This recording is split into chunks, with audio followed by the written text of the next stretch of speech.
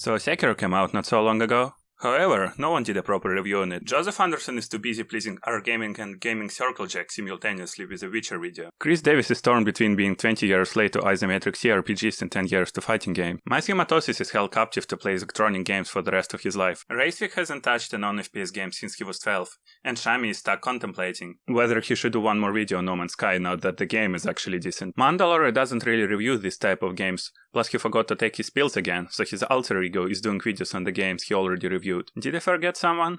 I think we are good to go. So with that, I've decided it is my time to shine. So buckle up, my fellow gaijins, it's time to look at things that Sekiro did well and what it didn't. It's hard not to compare Sekiro to Soulsborne, because From Software are so notoriously famous for those games, but more importantly, because Sekiro is built on the same core mechanics, like poison swamps and garbage-ass camera. But Sekiro is very different to previous installments, even more so than Bloodborne to Dark Souls. It's a breath of new fresh air to the series. They've made stealth into an actual mechanic, and we got a dedicated jump button. It only took them 6 games. So what is this video? I will be going through every gameplay mechanic and the boss encounter, criticizing them. I will not touch on the story or lore. This is your spoiler warning. This is a critique, so it's mostly oriented towards those who played it. Playing other From Software games is helpful too, as I will be making comparisons. You can still watch it, but knowing certain things about some bosses is gonna ruin your enjoyment. I don't like number ratings, but if I were to use it, it would be 3 out of 5, on a scale from something like Metal Gear Survive to first half of Dark Souls. As in it's good, but has a bunch of issues. I would recommend it to the fans of series, but not so much if this is your first From game. Play Dark Souls Remastered instead. I was really excited about Sekiro. Apart from Demon Souls, I played all the Souls games and Bloodborne. A focus on pairing was exciting to hear about. I really wanted to enjoy the game, and I really wish I could. But now that I've got the attention of every hardcore gamer, and they'll spill all their git goods in the comments for that sweet engagement rate, it's time for me to say that I don't necessarily mean that Sekiro is a bad game. It's okay, I didn't love it but maybe you did, and it's perfectly fine to be that way. Any review or critique is still a rather subjective opinion and shuffling of the facts to suit your point, and whoever does it better gets more internet points, so I'll take my chances on telling the internet why things that I don't like about Sekiro are a bad game design. So you've launched the game ready to experience this masterpiece.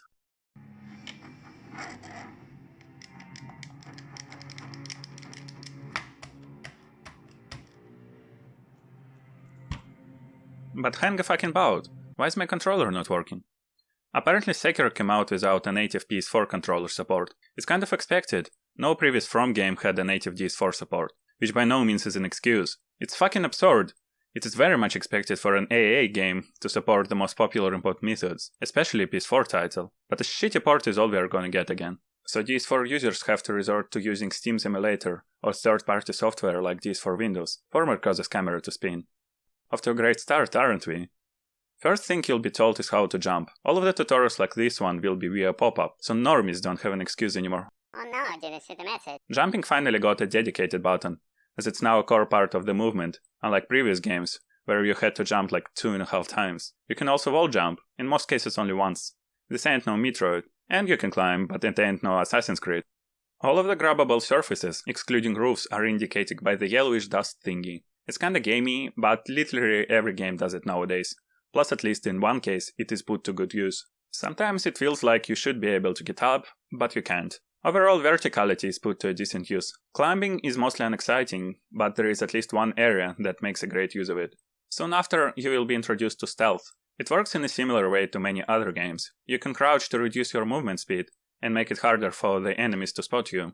Enemies have 3 states: default, suspicious, and alert. Sounds and being in their line of sight fills up a bar, and if it is full, enemies become suspicious. Filling the bar a second time makes enemies alert, and they are going to engage you. At least this is what you are told. It is less revolutionary than the Yellow Vests movement, but should work. Unfortunately, it is not quite the case. It is Dark Souls level of stealth at best, which is wonky to say the least. And you get a couple of enemies to test how it all works. Past them, there is a very intense section of climbing. Get some plot dumped onto you, get your whip sword, and your Restus Flask. Healing gourd, I mean. The last major thing that you're going to be introduced to in the tutorial area is combat. Combat is the most important part of all From games. Running ahead of myself, I'm gonna say that it is easily the best part of Sekiro, and it is what makes all other shortcomings bearable. For now, let's look at how combat is presented. First, unlike previous games, you don't have a stamina bar anymore. Instead, there is another bar to keep track of, posture. Both you and enemies have this meter. Attacks fills this meter up on the enemy, and when it's full, you can perform a death blow to kill it. Blocking allows you to block the damage to your health, but it still deals damage to your posture.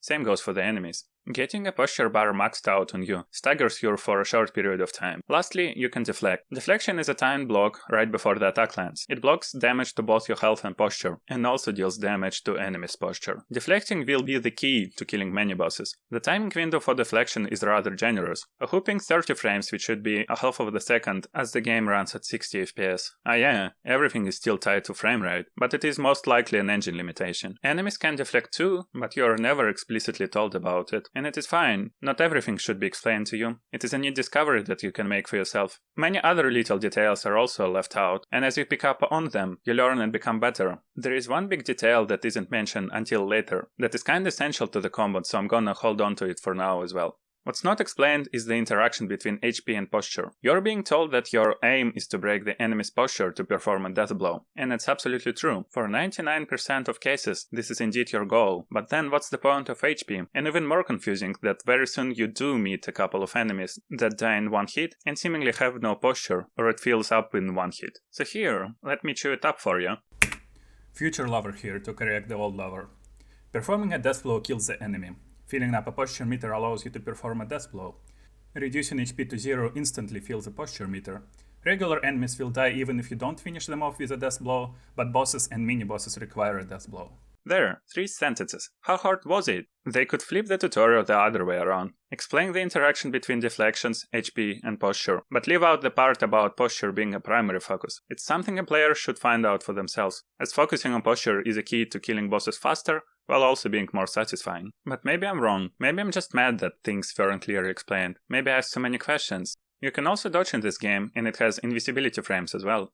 Jumping has them too, but neither of these is mentioned until a little bit later. This sets a priority for blocking and deflecting, which are primary focus of the gameplay, and the player should focus on them, which again makes for the point that the player should figure out for themselves how to play the game, and not be told how to play with the pop-up. This is not Dark Souls. The faster you adjust to it, the better time with the game you will have. All of the combat revolves around maintaining your posture low while building up the enemies. No more dicking around waiting for the opportunity to strike. You should be very aggressive. Deflect the attack which staggers the enemy for a moment. Attack back until you get deflected. Repeat. It's very simple on paper, but very hard to execute. Combat is very fast-paced, but when you get it right, it feels amazing. Let's get back on track. You get some enemies to kill. You can also do some experimenting with your options. There are aerial death blows and backstab death blows. You're not told about them, but will be soon. But it's neat being able to discover them yourself. You face a mini-boss to kill. Mini-bosses are the enemies that have multiple HP bars, requiring you to use multiple death blows to kill. The mini-boss is a complete joke. He falls in a few hits. He doesn't prepare you at all for what's to come, and from that I thought that 2 HP enemies are just the regular enemies. Overall, this whole tutorial area sets a bar so low compared to difficulties ahead, so let's wrap it up. At the end of tutorial area you face Genichiro, your first real boss. Chances are you're going to get owned by him. For you see, you're supposed to lose to him. He's way too complex to bring down right now, but this feels oddly familiar. Perhaps I've seen it, maybe in a dream. Technically you can kill him for a slightly different cutscene, but it's not expected of you. You lose the fight, lose your arm, lose your waifu lord, and everything fades to black.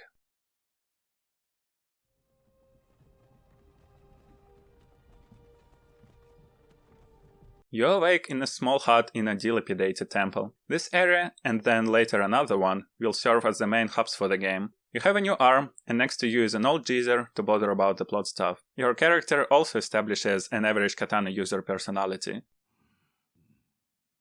Outside the hut is a girl that asks you to give her seed to upgrade your healing gourd. There are 3 ways like any good story should have. On the left is a dead end, on the right is a dead end with an NPC, and forward is where you will go. This has to be some allusion on the modern society. Also, there is a sculpture's idol. Those serve as bonfires. You can activate them, and sitting at them gives you a bunch of options.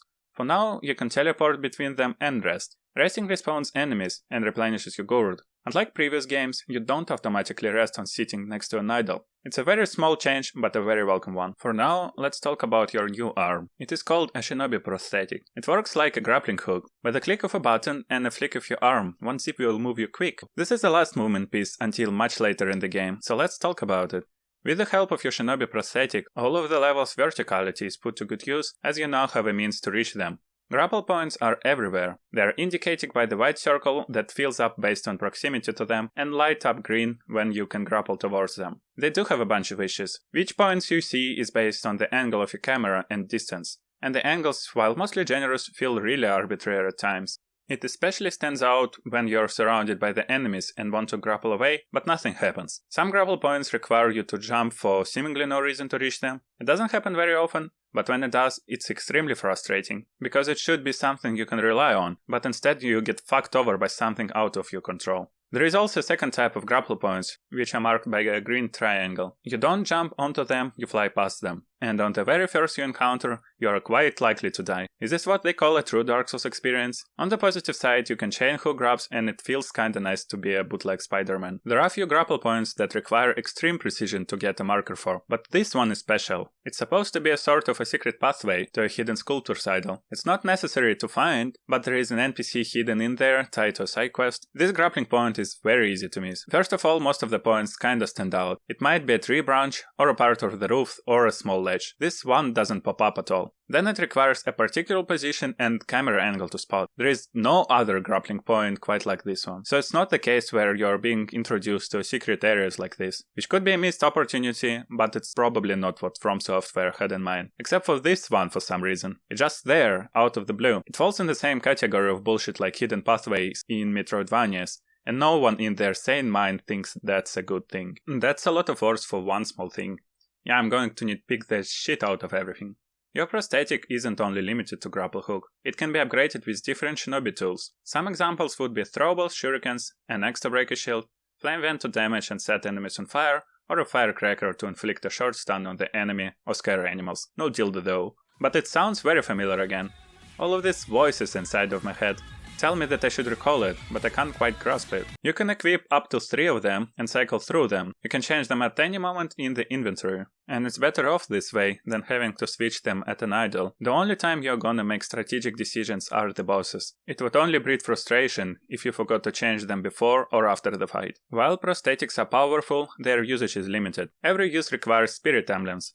By default, you have up to 15 spirit emblems. Some cost 1 per use, like shuriken, some more. Spirit emblems are refreshed from the storage on rest or dying or warping back to the sculptor's idol. However, they can also be found in the vault, dropped from the enemies and bought at the idols. And also, there will be an item that lets you get additional spirit emblems at the cost of life, like in Bloodborne. At the beginning of the game you can easily run out of emblems, but closer to the end of the game you will have plenty. Every prosthetic tool can also be upgraded. It requires gold and upgrade materials. Enemies drop gold and some drop specific materials. Both of them can also be found throughout the vault as loot. Upgrades split into tiers, and every next tier requires incrementally increased amount of gold and new materials. Some upgrades also require another key item. You can't unlock everything in one playthrough, but you don't need to. Most likely you're gonna stick with a couple of prosthetics for the most of the game. Another form of upgrades are passive skills. When you reach enough experience, which is also dropped from the enemies, you get a skill point, and each time you need more experience. Those points can be spent at an idol to unlock skills. Just like with the prosthetics, they form a tree, so you need to unlock all prerequisites for the next skill. Passive skills are just that. They work passively. Those are most predominant in quantity. They range from stuff like increased healing from your gourd to getting HP on death blow. Combat arts are the special attacks. To use them, you need to equip them in the inventory and can switch them on the go. And the last type of skills are prosthetic skills. They affect your prosthetic tools. You can also find or unlock new skill trees later in the game. Skills can also be found and get awarded from bosses. No skill is required to beat the game. Apart from one that is guaranteed drop from the mandatory boss, and most of them aren't that helpful too, only few have a significant impact on your gameplay, namely Mikiri counter and double Ichimonji, but I will get back to them later. For now, let's get back to the game itself. You head out of the dilapidated temple to the Ashina outskirts. You're free to explore, kill enemies, and get the loot. The beginning of the game is rather linear. Levels are designed differently compared to Dark Souls. In Dark Souls, the enemies are often spread out evenly and rarely form a big group. In Sekiro, things are different. Areas can be broken down to the small gauntlets and filled with the enemies that patrol it. It's not a rule of thumb, but often you can clearly see the separation, and get a small break in between. After a few gauntlets and sculptor idols, you will face off your first mini-boss, apart from the prologue one. He has 2 health bars, and you're unlikely to take him on the first try. This is an opportunity to try out sneaking up on him and doing a free death blow to remove 1 health bar. You can't do it twice, because if you run away and disengage, the mini-boss will replenish the first health bar. This boss also introduces you to perilous attacks. These attacks can be blocked, and there are 3 types of them: grabs, sweeps, and thrusts. Grabs can be avoided by dodging, thrusts can be deflected, and sweeps can be jumped over. Pressing a jump button again midair performs an aerial kick that deals a good chunk of posture damage if the enemy is still mid-sweep of the animation. These attacks are indicated by a red symbol above your head and a sound cue. Some can find this explanation sufficient, but I find this explanation lacking. Are different types of attack have a different symbol, and I should react based on it? Or should I look out for the animation? The answer is latter, but it's something you will have to figure out for yourself. Figuring out stuff is great and it enriches the game, but the basics of the combat should be crisp clean. My bigger pet peeve with this explanation is that it's outright incorrect. At least 1 grab attack can be blocked. Dodges don't save you from grabs per se, in reality it's just a way to get out of the range. Later in the game, many perilous attacks look nothing like grabs, sweeps, or dodge. You see a symbol and have to guess what you're supposed to do. What's good is that you can practice it back at the dilapidated temple. I mentioned an NPC in one of the dead ends back in the dilapidated temple. You can practice combat with that NPC. However, most of the combat options, including perilous attacks, aren't displayed until you beat the 3 initial basic tutorials. This is just, I don't know, weird to say the least. How many people missed it all completely? I dismissed it as a tutorial dummy, but after having questions related to those special attacks, I checked up on him to see whether maybe I can try it with him, but nope, they're hidden. This isn't crucial to the game, but one brick in the wall of small issues which could be more streamlined. Getting back to the boss, with 1 health bar he should go down in a few tries. It can be a bit messy, but don't you worry, you will face this mini-boss many times again to learn his moveset. You will face the same mini-boss 2 more times, and a few more times as a regular enemy with 1 health bar. This is not a compliment to the game. Animating and designing enemies is a hard and time-consuming work, and previous games had repetitive mini-bosses as well, but almost every mini-boss is reused in this game, and it's not too exciting to fight the same mini-boss for the 7th time. I don't like to speculate too much, but was the game rushed because of the Activision? And also, where did the money go? Clearly not to developing native gamepad support and hiring more animation artists. The real answer would be marketing, visual polish, and optimization. I'm not a technical nerd, so all I'm gonna say that the game runs very smooth and on low-end machines too. And the game looks outright gorgeous at times, and very well the rest of the time. Personally, I find Sekiro a level above previous games in terms of looks. Getting back to the boss again, after you've killed him, you get a prayer bead. Collecting 4 of them permanently increases your HP and posture.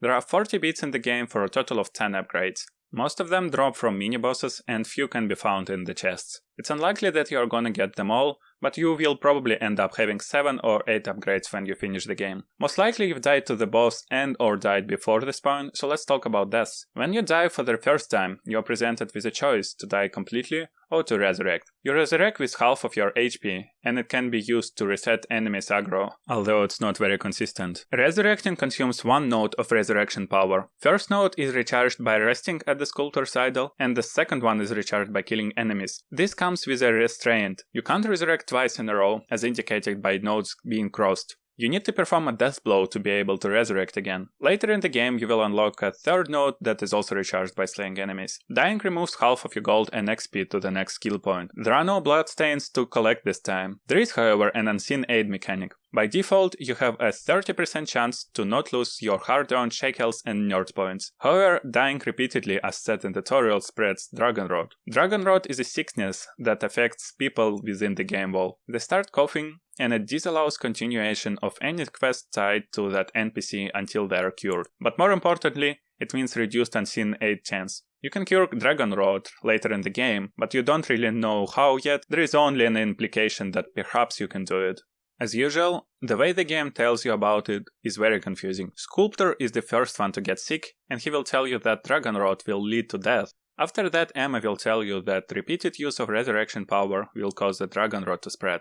Opposite to what it looks like, the Dragon Rot will not kill NPCs, and it has nothing to do with the repeated usage of resurrecting power. It simply happens at random on death. Later in the game I could get 3 to 5 rots on NPCs in one death. There are 2 more mini-bosses before the first real boss, but I'm gonna skip for now and talk about the first real boss. I'll let him introduce himself. My name is Kyobu Masataka! He looks scary and intimidating, but in reality he's just a weeping boy. You can overhear earlier that firecrackers scare animals, and it works wonders on him. You might not have them yet, because the merchant who sells them is very easy to miss, but even without the firecrackers, the boss has a weakness to R1 spam. As a reward from the boss, you get a memory of that battle. Battle memories can be used at an idol statue to permanently increase your damage. Every boss drops one of those. Bosses and mini-bosses in this game can be roughly divided into 3 categories: samurais, beasts, and gimmick bosses, but there are a few of them. Samurais are weapon-wielding bosses. They generally have less HP, but can block your attacks, have high posture regen, and overall cooler to fight. Gyobu belongs to the second category, as he can't block. Beast-like bosses like him have very high health and posture and aren't as cool. I mean, whom would you rather fight? A lightning-wielding samurai or some cow with a stick? Beast-like bosses play like Dark Souls bosses. You dodge an attack, get few hits in, and repeat. It's fine, it works, but it's not what the game is about, is it? You have this amazing deflection plus posture interaction, but it's not utilized for half of the bosses. With samurai-like bosses, if you're filthy IRL katana-wielding dex main or casual version, you can take the bosses the slow way, by gradually removing bosses' HP. But if you're a perigod chad, you will max the boss's posture before depleting HP. I'm not judging your way of playing, I'm trying to say that actual dueling is the coolest part of the game, and we are not getting nearly enough of it. There is another boss who can be fought before Gyobu, and she is exactly what I'm talking about. Lady Butterfly is an old hag who wields 2 kunais. She is very quick and agile. She can chain her attacks, dodge and block yours, has some ranged attacks, cool aerial moves, and a perilous attack. Oh, and she also has 1 health bar. She isn't too tough, you can take her down maybe even on a first try, but surprise surprise, she actually has a 2nd health bar. It is a recurring issue. Half of the boss's encounters doesn't end when you do enough death blows, and you need to fight someone else. On the one hand, it's pretty neat. It serves as a oh shit moment, like damn, I need to fight more? This is bullshit. On the other hand, it's so overused that you start expecting it. If From wouldn't do the same trick with every other boss, it would feel like an actual surprise. Second phase of Lady Butterfly isn't too different. She summons a bunch of illusions, you can kill them instantly by using a consumable as suggested by an NPC earlier, but you have only few, so you can run around for something like half a minute and they will disappear. You have a few of those items, so you can easily run out of them. It's a recurring issue with items in From Software games. You get very few items and have no idea how to use them, so they either pile up or get wasted. On the flip side, it's a very nice addition for consecutive playthroughs. When the illusions disappear, they will turn into butterflies, fly at you and kill you if you're too slow. You can kill the illusions to make it easier on you, and that's all that is different for the phase 2. As she's a proper boss, you also get a memory from defeating her. Lady Butterfly should have been a first real boss. She's not too hard, but you can't spam your way through her. You can knock her down with shurikens when she jumps in the air. It teaches you to experiment with your prosthetics, unlike Gyobu, where you're just told what to do. You can kill her by depleting your HP, but it takes forever. And there is one more tutorial pop-up that teaches you one more thing. It says that some enemies have a very high posture recovery, but dealing damage to their HP slows the recovery rate. This is so important to the combat. I don't understand why wasn't it told earlier in the tutorial area. Lady Butterfly is a completely optional boss and possible to miss. Without knowing it, you can find yourself bashing on the enemy's block wondering why does he recover posture so quickly. This little piece of information flips everything about combat. Now you know you can and should be aggressive, a little bit of HP damage and you can start building up enemy's posture meter. With that, you can go from spending minutes on phase 1 to killing Lady Butterfly in under a minute. After you kill her, a cutscene starts where you get pierced by a sword. It will be important later on, but for now everything fades to black again. Stand up. There you go. You were dreaming. What's your name? Time for the big round. Many mechanics of the game are just there and barely work together. You know how they say, more than the sum of its parts? Well, Sekiro is less than sum of its parts. Let's talk about death and resurrection. In Dark Souls, the fear of losing your souls was always there. Should I push a little bit more and hope to find a bonfire?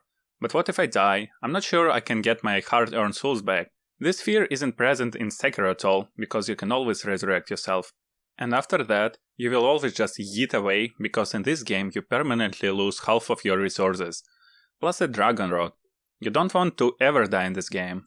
Unseen aid helps, but it's not something you can count on. There is no player choice. No thinking in using resurrection. If you die during exploration, the only sensible thing to do is to reset to the last sculptor's idol, because you don't want to lose gold and XP. Shadows don't die twice, shadows run away. No one really stops you from pushing forward, but you are heavily incented against doing so. You can run away from any encounter and almost every mini-boss. But Lover, you might say, you can't run away from the real bosses. And you would be correct, but resurrection make even less sense. Picture this. You spend the last 30 minutes or something exploring, getting XP and gold. Then you suddenly come across the boss. You're low on healing and bosses are difficult, so you die to the boss and lose half of your progress. Kinda annoying, isn't it? Resurrection will not help you, so you clench your teeth and farm up until the next skill point. Spend your gold or save them in form of the gold bags that you can buy, or just ignore it because you want to save your sanity. You're ready to face the boss, and how resurrection is going to help you? The only thing that it's good at is giving you a second try for those. Due to the fact that Smolaks had totally dodged that. That's neat, not gonna lie. Bosses are very quick and hit hard, but again, there is no player's thinking or choice. You're almost always gonna revive, unless maybe if you have a bad attempt and wasted a lot of guru charges. You might as well remove the option to die and always revive the player, or just dump the whole resurrection mechanic, at least for the bosses. By no means it's essential to defeating any of the bosses. It would just take a few more tries of getting good that fans are so fond of. And very often on the run that you kill the boss, you don't die and don't need the resurrection. On top of that, after the misleading tutorial, you never want to die, ever, since you may still think that repeated usage of the resurrection power may cause NPCs to die. Resurrection is such a big focus of the story, but so shallow gameplay-wise, which is a shame. I think it's a cool concept, and I would love it to be more deep, but as of now Resurrection serves story more than the gameplay. I wonder if Resurrection was added way later in the development, it would explain the lack of depth that Resurrection has. Let's talk about stealth. It is heavily scripted to say the least. Enemies have almost no hearing, you can clash the swords few meters away from another enemy and they wouldn't give a damn about their friends dying. Or you can straight up sprint towards enemies' back and perform a backstab. They will not react. But there is an enemy who can make loud noises and alert others, and yet even that works poorly. The noises he makes are very loud and can be heard from really far away, but only enemies in a rather small proximity will go check the sound. I'm not bashing on realism, but when I run around a gauntlet killing enemies and some moron is banging on his metal pan, but the miniboss that stays nearby ignores all of it, it feels really silly. And more than that, it's again pretty much pointless. In this particular case, the main threat is the boss. There is not much difficulty in slaying small enemies around him. Your main goal is to clear every small shitter around the mini-boss without alerting him, but you really have to try to alert the boss. Enemies' vision is the opposite. They have eyes of a hawk and can see you through walls. Sometimes not. Very often you can find yourself in a situation where an enemy spotted you from miles away and you don't even know where he is. Losing aggro can be hard too. You can run away from an enemy, hide behind a building, jump down in the river, swim around in there, come back and get an arrow in the face as you come around the corner. First time it was funny how stupid it is, 10th time it was frustrating. If an enemy has a red marker on his head, they know where you are. Losing an aggro is only a matter of running a certain distance from them. If you stay within a certain range, they will keep chasing on you. Enemies often come in pairs, and if you stealth kill one, the other one will always notice you. It is probably scripted to be that way. The very worst case was in the mist area, where you and the enemies have almost zero visibility, but those who have a high ground can see normally, and there is a couple of ranged enemies shooting at you, but you can't do anything to them. By that point you have some HP upgrades and a good amount of healing gourd, so it's unlikely they will stop you. You can take some hits and clear the area or find your way through, you just have to soak a couple of bullets every now and then. It's frustrating because you're defenseless. It is not a fun encounter. It only sounds good on Mark Brown's Game Maker's Toolkit when he tells you how it makes you feel like a prey or something like that, and that it's a good addition to spice up a gameplay and a good use of gameplay mechanics.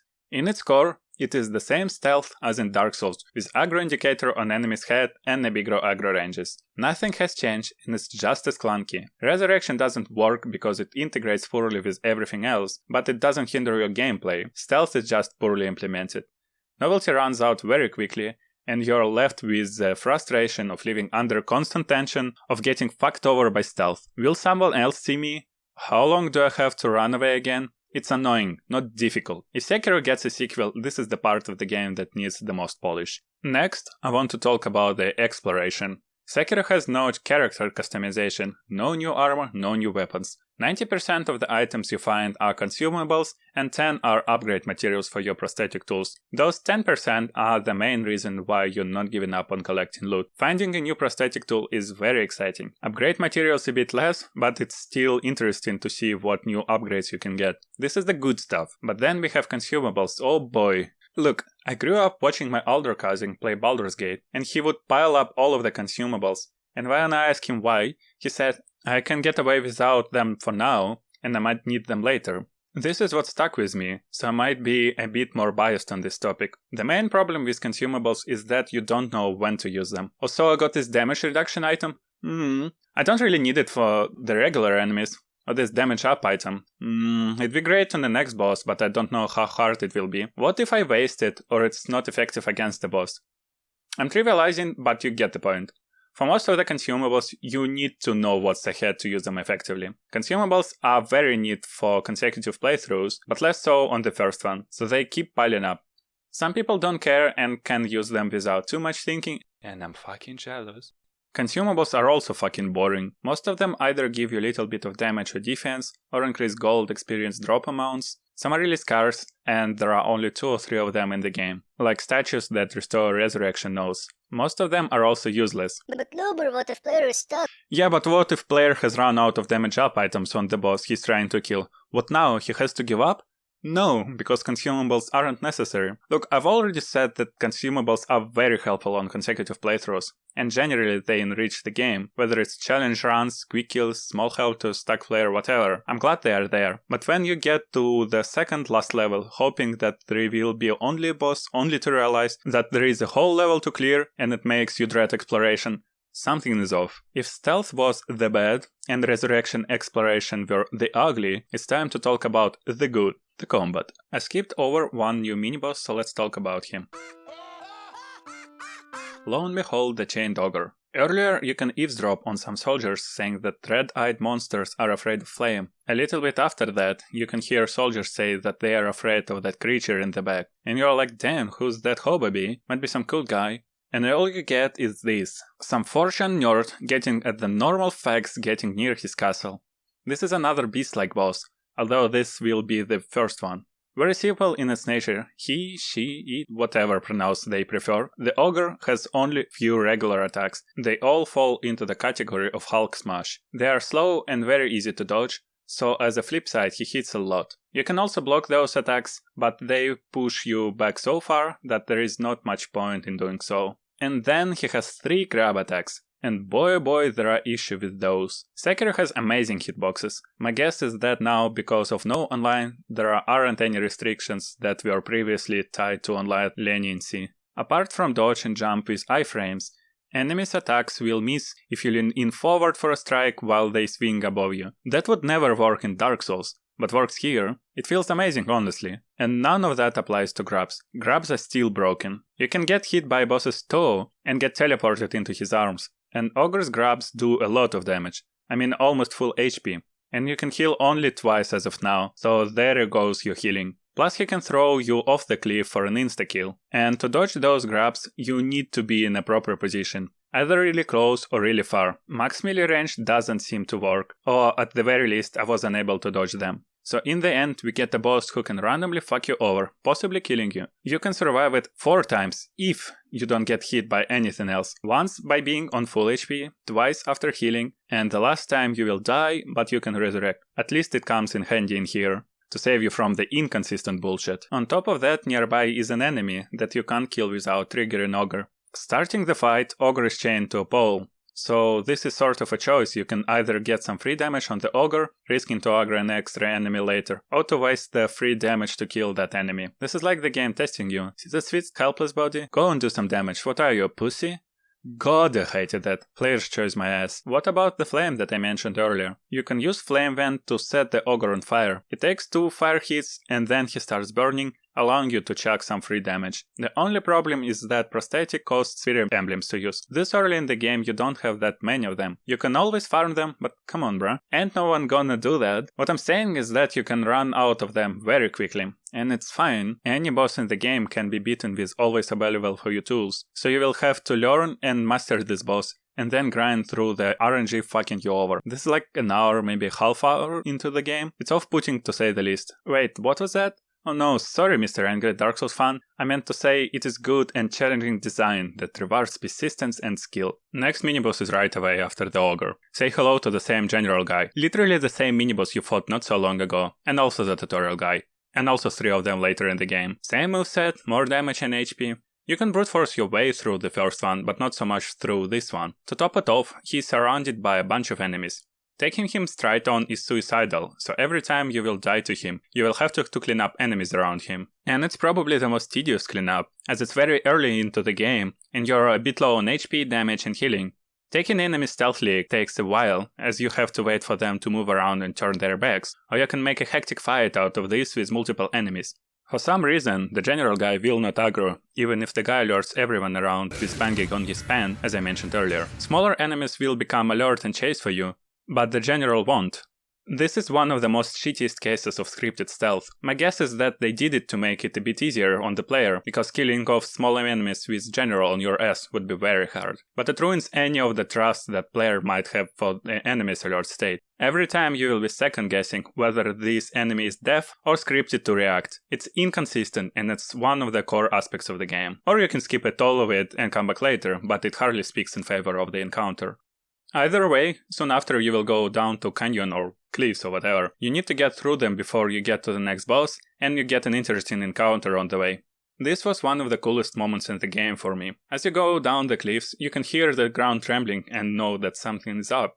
What you don't know is that a giant snake coming at you and you need to dodge. So far the game was down to the ground. Some resurrections and oversized dudes, but not too much of a strain. This comes out very unexpectedly. You need to sneak around for a while before you can get a blow on the snake. This is like those action moments in other games where you run from the collapsing building or get chased. Except here it's not on rails and you have full control of your character. I really enjoyed this place. Past that, another small gauntlet and you face off with Gyobu. I won't talk about him again. Instead, I want to retract back a little bit and get the side area out of the way. After the first general, you can unlock another area. Apart from greeting you with a very pleasing scenery, Hirata Estate introduces you to some interesting enemies and a new prosthetic. The new tool is the axe that allows you to break enemy wooden shields, and it's used a whopping 3 times throughout the game, but it's less exciting than the bosses. First one is Shinobi Hunter Enshin of Misen. He's surrounded by a few enemies that take forever to kill stealthily, and taking them head-on becomes chaotic. But you should be getting used to this bullshit by now. Remember those perilous thrust attacks? Here's your chance to test them out. He does them a lot. Remember, perilous attacks are indicated by the red symbol, and you can only deflect thrusts. His regular attacks are also thrusting, but they are not perilous, so you can block them. I'm not the only one who finds this a bit too confusing, am I? And if you want to try things out, to clarify for yourself how it works, you need to clear out all of the enemies around him again. But if we ignore this all, he's a rather easy boss, especially with one of the skills, Mikiri Counter. Mikiri Counter is one of the earliest skills you can acquire. It's available right from the start of the game. It is also arguably the best skill in the game. The way it works is, if you press dodge button during enemy's thrust attack, you stomp on the enemy's weapon, which nullifies the attack and does a very good chunk of damage to posture, and also often leaves the enemy open for 1 or 2 hits. And the window for it is huge. In fact, it's the whole duration of your dodge animation. It is very generous and basically you can dodge as soon as you see the animation. This ability trivializes the whole fight as you can run away, wait for him to charge at you, proceed to Mikiri Counter and repeat. Or you can just fight him normally. He's not too tough, but may look scary as he hits hard and swings a lot. Next miniboss isn't a miniboss per se, as he is technically a normal enemy with 1 HP bar, but he is by far the hardest enemy you've encountered so far, and has a lot of HP and posture on top of that. Ministry Ninja, or Purple Fuck as everyone else called him, think he's great, but I hated fighting him. In a good way. He does long chains of attacks with varying timing, have both a sweep and thrust, and moves a lot. He is a good complex enemy, he's hard but optional. Think like Dark Knights in Dark Souls. Should I stop here and be positive for once? Of course not. There are some minor problems with him. He's very scripted as you can't seem to resurrect behind his back. He always notices you with his 6th sense of scripted AI. The area where you fight him has some trees on which camera always gets stuck. Camera is just as ugly in this game, although it's not very surprising, and his thrust attack is a fucking kick. This ain't no Dark Souls. While technically possible, you really don't want to chip his HP bit by bit. Like many other fights, it's even easier to actively run at him and hit him to keep that posture. And to do that, you need to really learn his vast moveset, or don't. You can run away and backstab deathblow him as he is just a regular enemy. I don't really understand why he isn't a miniboss, as later in the game you can encounter a miniboss version of the same enemy with slightly expanded moveset. Another cool thing is that he is not unique. You can encounter those enemies later in the game, and they go from being very difficult to fight to hard but fair enemies. It is very pleasant to see you, the player, grow. He guards another prosthetic tool, Mist Raven. It allows you to do the Nothing Personal kit. When you get hit you can teleport to the side or in the air. The next real miniboss is Juzo the Drunkard, and it's not one-on-one fight. Boss is accompanied by a bunch of melee and ranged enemies, but there is a samurai nearby who will charge at the boss on your side. What happens very often is samurai tanking Juzo while you clean up the thugs. He often dies as a result, but this is not the only option. You can try baiting/tanking the boss, or you can sneak up from the another side, clean up the enemy stealthily, and then take the fight 2-on-1. It's pretty cool to think of it that way, but in reality, it's just an annoying cleanup every single time if you're a stubborn fool and bash your head against him straight on. But having multiple approaches is always welcomed. You even get some dialogue lines if Samurai survives, but that's for lore nerds. The boss itself is fine, I suppose. He's slower than the previous Samurai type bosses. The rhythm of the fight feels weird, as you need to noticeably delay your deflects when you see an attack animations. He has a grab and a sweep, nothing to say about sweeps. They are pretty much the same throughout the game with one exception. His grab is way better than the Ogre's. Standing close you can easily dodge, and being any other distance you can either dodge or run away to. Decent boss overall, but the cleanup and slowness is ruining it. There is a technique of sorts that can help you with that, block dancing, a fancy name for the simple mashing of the block button, but it helps to get deflects. By default, deflect window is 30 frames or half of a second. Mashing the button reduces that window to 7 frames. However, you're still effectively blocking, so at no cost you get a chance to get a free deflect off. This comes very handy for stupidly slow animations that you just can't be arsed to learn. After the Juzo, you can fight Lady Butterfly, but I've already talked about her, so let's get back to after the Gyobu. You get to meet some NPCs. One of them gives you a simple side quest to kill 3 rats as he calls them. You can do it right away in the next gauntlet. As a reward you unlock a new skill tree. I'm not gonna touch on the quests, but this one is hard to miss and gives you by far the best reward. This was pretty cool and exciting to get. Plus the tree has some useful upgrades. After some enemies you fight the next miniboss, Blazing Bull. He's a third mandatory fight to proceed, and so far all of the mandatory fights were beast-like bosses. Very exciting in the game about dueling. Fight is rather simple. He charges at you, running back and forth. When he stops, he is less aggressive, he swings his flame pole on his head or tries to kick you. His charges can be dodged, cancelled with Firecracker, and most importantly, parried. Although it looks ridiculous, unlike dodging, deflecting stops the ball from doing consecutive charges. This concept is expanded upon with later bosses. Blocking or deflecting an attack often yields a much favorable outcome compared to dodging, although there are many cases where it's the other way around, as the attack pushes you back so far you can't get any hits in. No matter how you deal with bosses charging, he's not much of a threat after. You proceed forward, unlock new idol, and with that I welcome you to Ashina Castle. This area is great, from verticality finally being put to good use, to multiple branching paths, and how it loops on itself. It's probably the most thought through area, which is no surprise because it's a center of the game. Ashina Castle is adjacent to multiple areas that are accessible to you. As you progress through the game, the state of the castle will change twice, locking some of the paths and idols, and you will have to re-unlock them. As of now, you can get to Ashina Dungeon through Ashina Reservoir. From the dungeon, you can get to Ashina Depths and Mount Kongo and its Senpo Temple. You can also explore the castle itself, or go through it to get to the Sunken Valley. That's a lot to remember and to choose from. Of course you don't know any of it for now, but it's great that no matter where you go, you will have an area to explore. I think it's a good structure for the game. Excluding a shitty tutorial, you get a mostly linear path to get used to everything. Then, as you become familiar with the mechanics and might get bored from linear progression, game opens up and you are free to explore. For the last part of the game, you revisit some areas that have new enemies and some minor changes. It's okay, stealth games could greatly benefit from it, as you already know the layout of the level, so you can put it to use planning how you're gonna take down the enemies. Unfortunately, we've already established that stealth doesn't fucking work. Making branching paths imposes a big difficulty on developers to balance it out. Dark Souls 1 and to a lesser degree Dark Souls 2 had issues with it. In those games you also had multiple branches or areas that you needed to complete in order to progress, and those you complete last were easier as you've already accommodated levels. Sekiro struck the balance really well, or at least I've never noticed any issues with it. Partially it is because regular enemies are piece easy for the most part, but more importantly, it is because levels up work differently.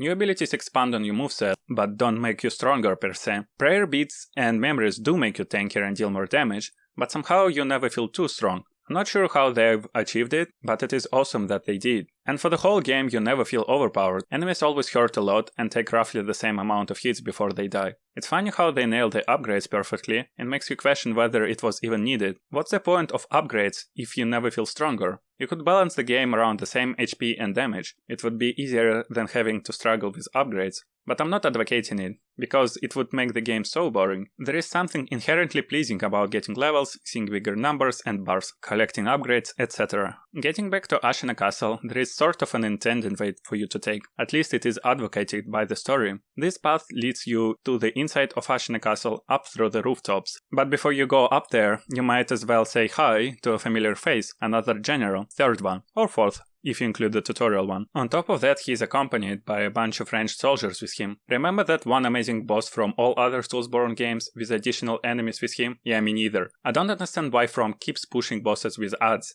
They never work. Sekiro is even less suited for multi-enemy combat. Whilst you can block multiple enemies, it won't get you far. And it doesn't work against ranged enemies. Your attacks have smaller swings compared to many weapons from other games. There is no right approach to this encounter. You can't take them all down stealthily. You can't do it clean. It's always a messy skirmish before you face off with the boss.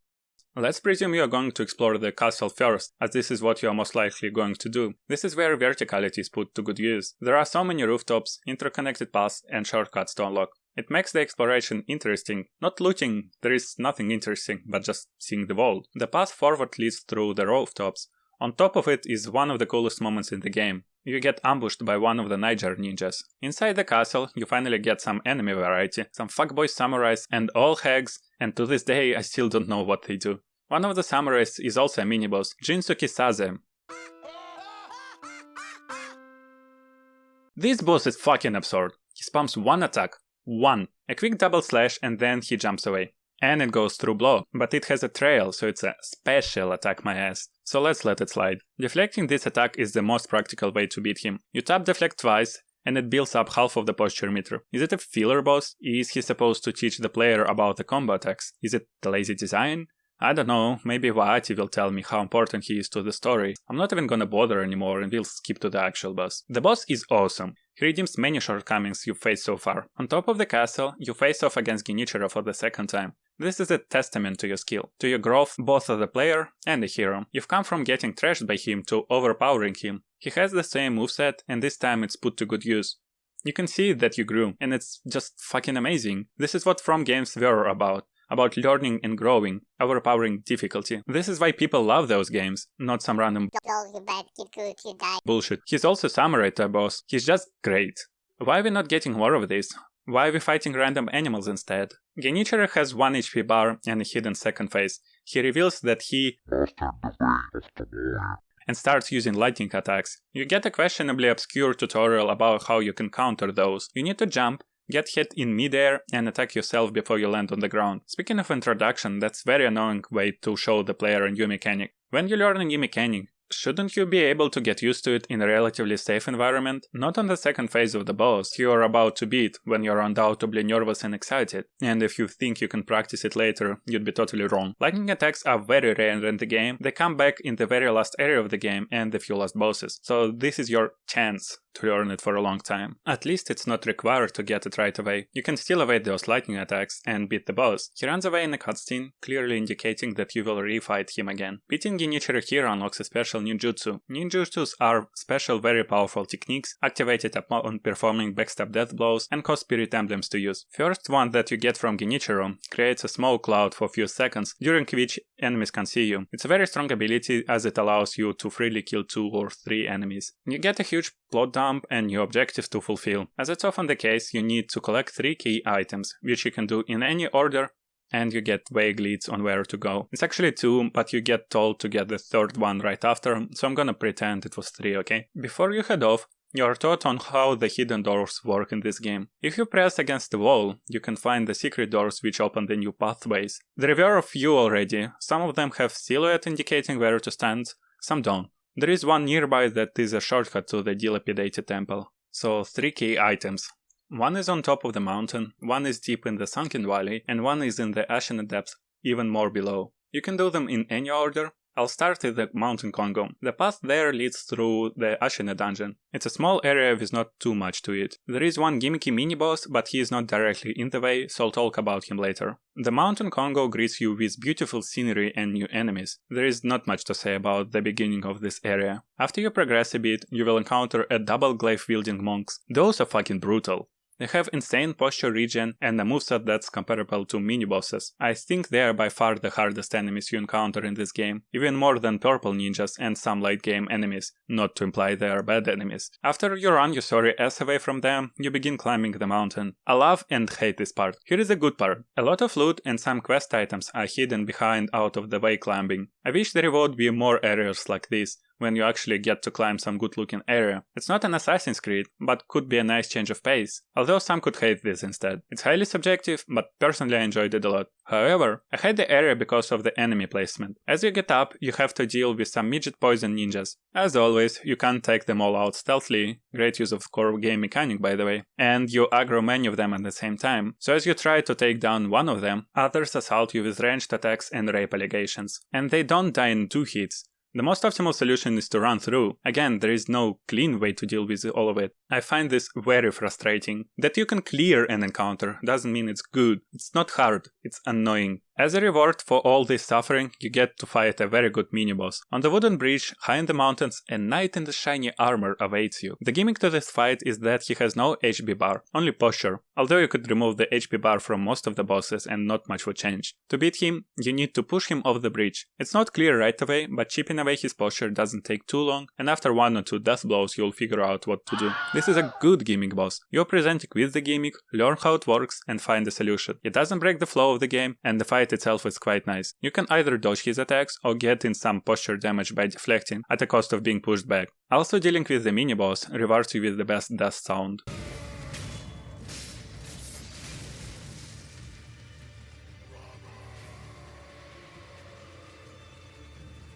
After him, you encounter some new enemies. They throw paper thingies at you that slowly track you and explode. They are teamed up with melee monks. You can take them down stealthily, but it takes forever, or you can make a hectic fight, where you run around slowly, getting a hit or 2 when you have time. These encounters work wonders in other action games, like DMC or God of War. I'm again not sure why is it in Sekiro. Is that an issue with the game direction?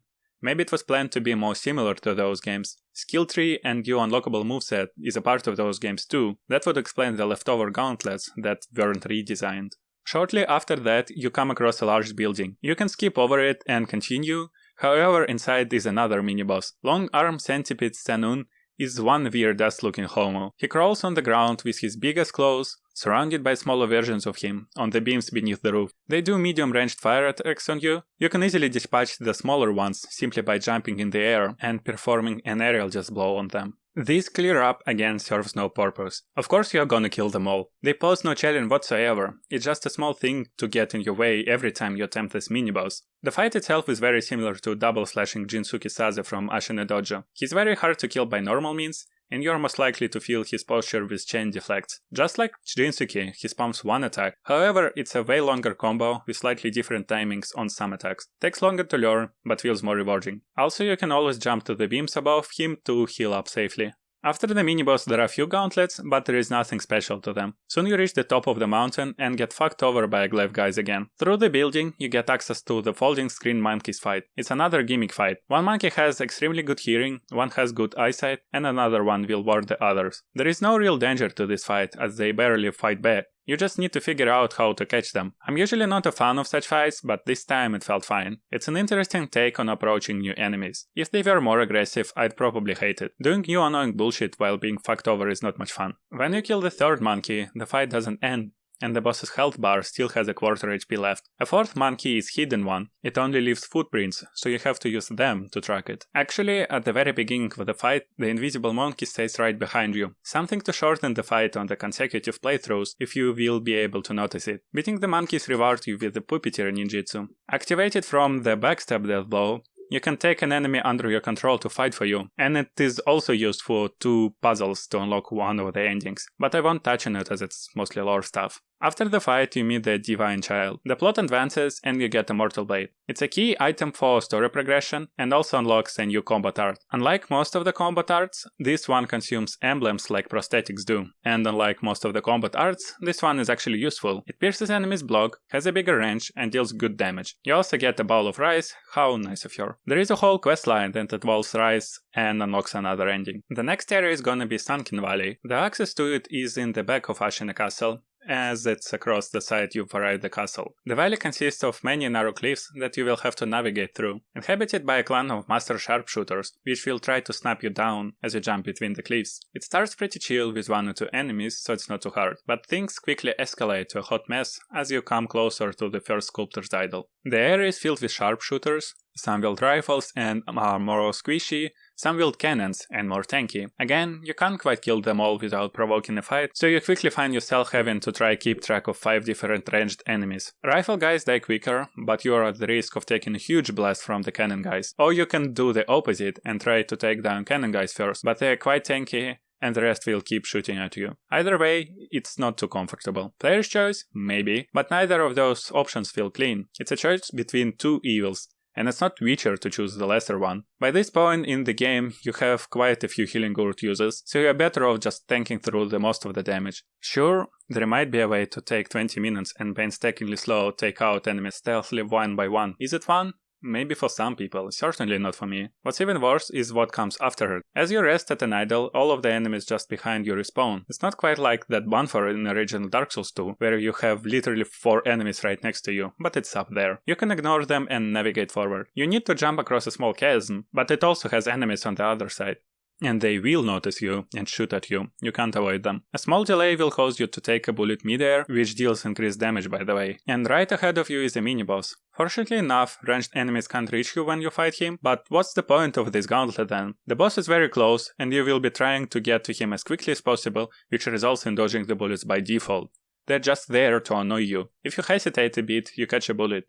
Might just as well pop back to the idol. There is no purpose in them. Not everything has to have a purpose in a game. Not everything is a Chekhov's gun. Although From games are known for paying very close attention to details. But if you fuck over the player, there should be a reason behind it. You can't just throw annoying, not difficult bullshit at the player. The boss itself is okay. Snake Eyes Shirafuji is a tanky rifle-wielding sharpshooter, capable of melee attacks. And she has the grab attack that can be parried for some reason, as I mentioned before. I don't have much to say about her. She can also be cheesed with double Ichimonji spam, as you can unlock her with them. Ichimonji and double Ichimonji are combat arts that you can acquire in the skill tree unlocked by the red quest. It's one of the best combat arts in the game, other being Mortal Draw, Senpou Kick before it got nerfed, and maybe a Nightjar Slash. Might as well talk about combat arts now. Most of them are borderline useless. The reason for that is that they are too slow and don't deal nearly enough damage or too situational. They look really cool though.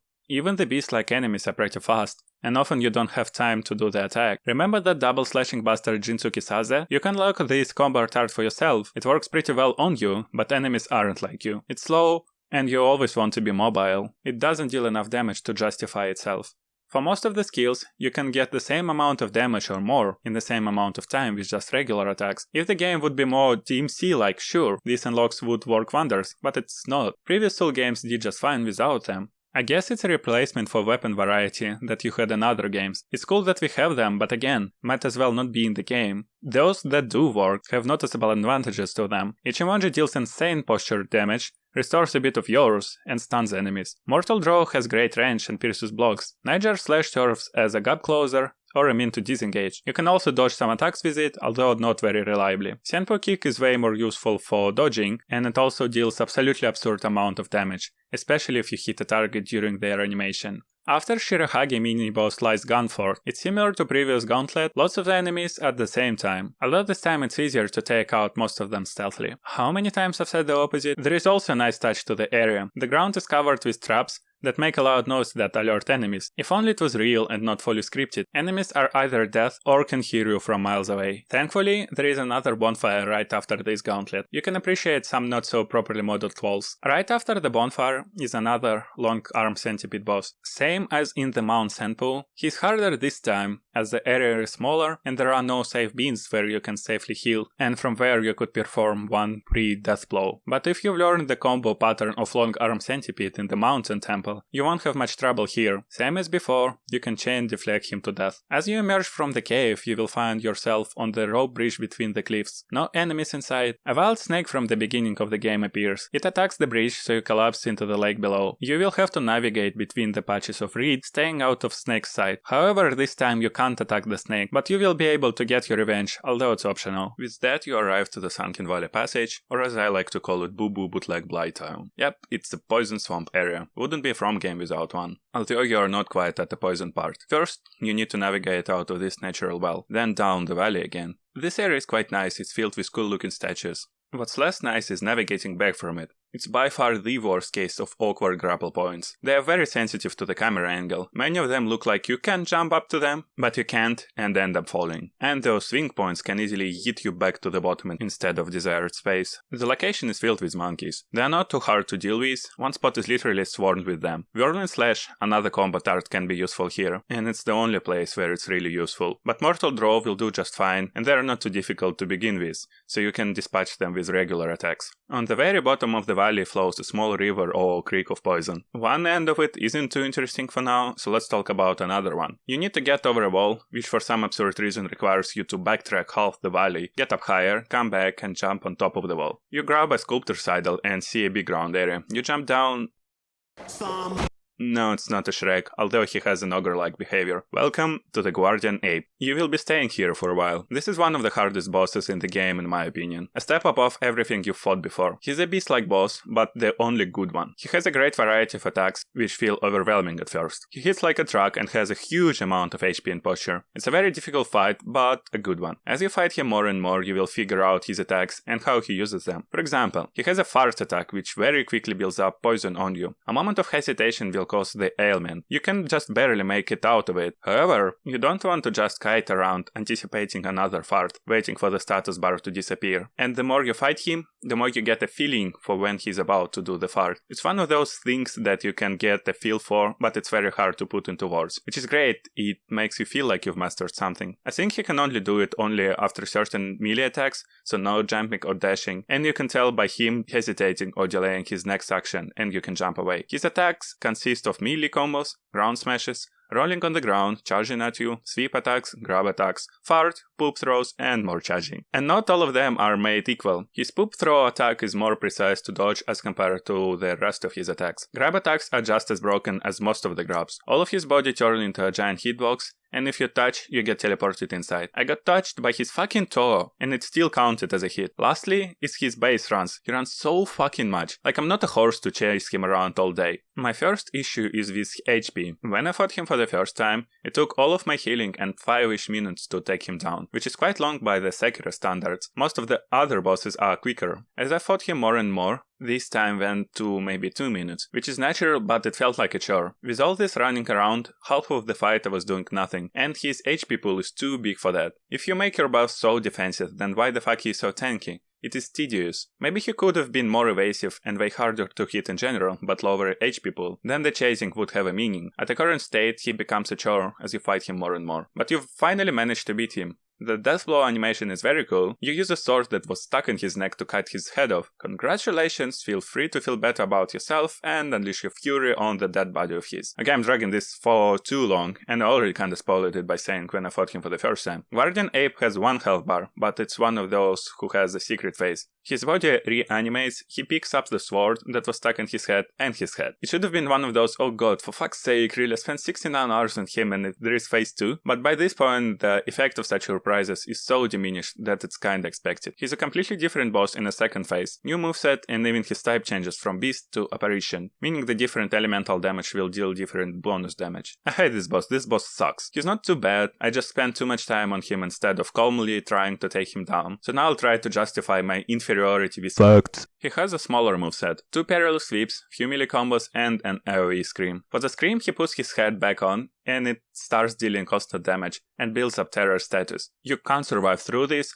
but it's not detrimental if you get clipped by it a bit when you run out. My issue with it is that he screams for so long. When you get the timing right for when you can run out, you just stay out there for like 3-4 seconds doing nothing. Good time to heal or buff up though. The melee combos are super slow and push you back, especially the one where he does lunges. There is a cool twist to it. If you simply block them, he will do 4 lunges. However, if you deflect them, it will interrupt the combo and you will have more time to damage him back. It's a nice addition. Being aggressive and experimenting with bosses attacks rewards you. There will be more bosses like that. My issue is them again being so slow. The second phase is pretty much the testament to your patience. If you play it safe, you shouldn't take any damage and you can chip him down slowly, which is a full flip to how he is in the first phase, where you can be very aggressive and almost always stay on the boss. I hate the slowness. Beating the boss rewards you with a new prosthetic tool and a key item. It's a whistle that temporarily forces enemies to fight their own. There is not much real use to it, however, there is an upgrade for the whistle that allows you to stun some bosses up to 3 times. The upgrade is very useful, but it's hidden. The last way you need to go through is Ashina Dungeon to Ashina Depths. In the Depths there is a mini-boss that you can kill or skip. I would categorize him as a gimmick boss. He's sort of a shaman and don't get fooled by the Shichiman warrior name. He has a very simple moveset. He summons multiple terror orbs that slowly home onto you. He teleports away and starts casting a beam of terror that will slowly turn towards you. And you also need divine confetti to damage him. Having a confetti on also allows you to cut through balls. Pretty simple boss, run at him and spam attacks.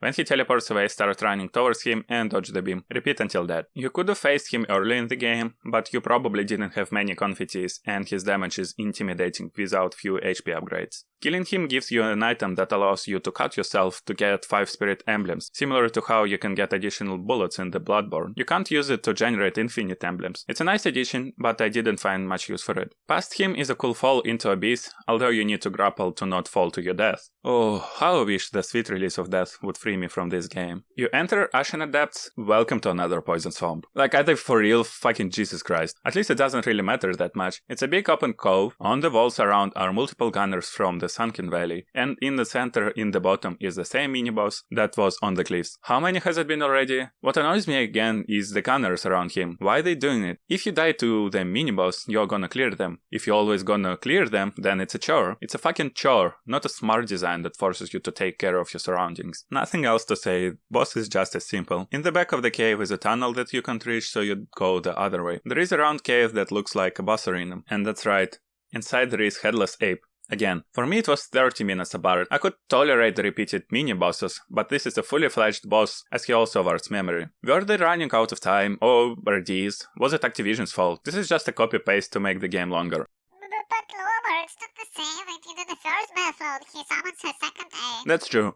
The second ape is similar to the first phase of the Guardian Ape, and now you fight both of them at the same time. A quick aggressive one and a more slow and heavy hitting one. Bear in mind that the headless one still spams AoEs. I barely used prosthetics throughout the playthrough, however, the second type is very vulnerable to firecrackers. It stuns him for a long time and deals a huge posture damage. Few firecrackers will allow you to death blow him, leaving you 1v1 with the Headless Ape. Was this supposed to be Ornstein and Small of Sekiro? The concept of slow and fast is certainly there, but by this point I was so done with the game's bullshit. Personally, I can't imagine doing them without prosthetics at all. Ornstein and Small is a strategic fight where you try to separate them and attack when the other is away. Bit slow and tedious, but you can reliably do it once you've learned. This one? I don't know, I didn't try too many times to fight them fair and square. I killed the second monkey once, but it was hectic and chaotic. Maybe there is a strat for them, but judging by the rest of the game, I don't think so. This was very biased, by the way, take it with a grain of salt. If you've enjoyed it, I'm glad you did. He drops the third ninjutsu, and it's a pretty cool one. On a backstab death blow, you can cover your sword in blood, giving it an effect of a mortal blade, making it have an increased range, damage, and go through blocks. After that, you enter a mist-filled valley. The gimmick of the smoke is that you can't see far in it, but the same goes for some of the enemies. There is some loot, a mini-boss that's not worth talking about, nothing too interesting. When you progress a bit further, you enter a more open area also filled with the smoke. Welcome to the worst area in the game. Why is it the worst area? Well, it checks out on everything. Multiple enemies? Check.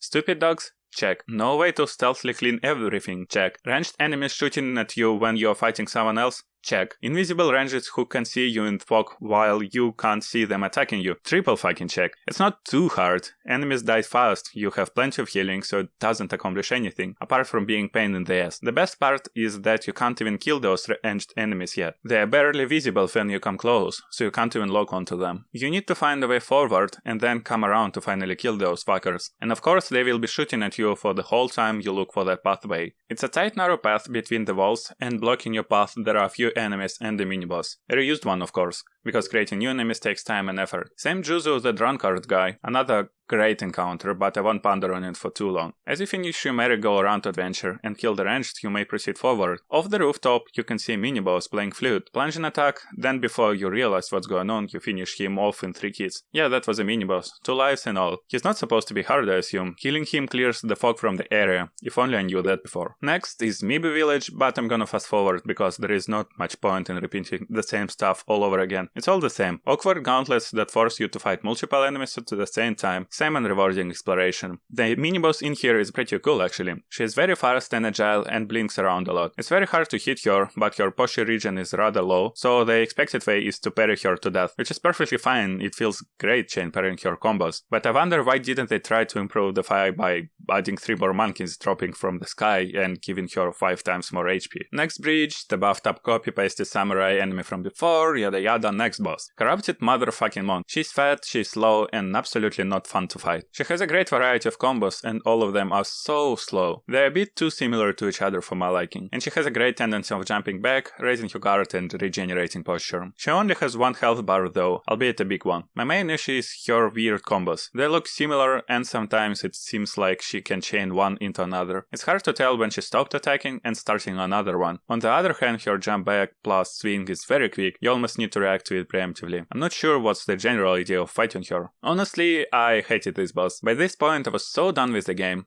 Zero will to learn her moveset. Like, look, I'm very biased here, but to illustrate the complexity, to this day, the wiki still has no written down list of your attacks, unlike most of the bosses. On top of that, she's so slow and would always do 1 more attack than I expected. I couldn't brute force my way through her because of the aforementioned defensive behavior.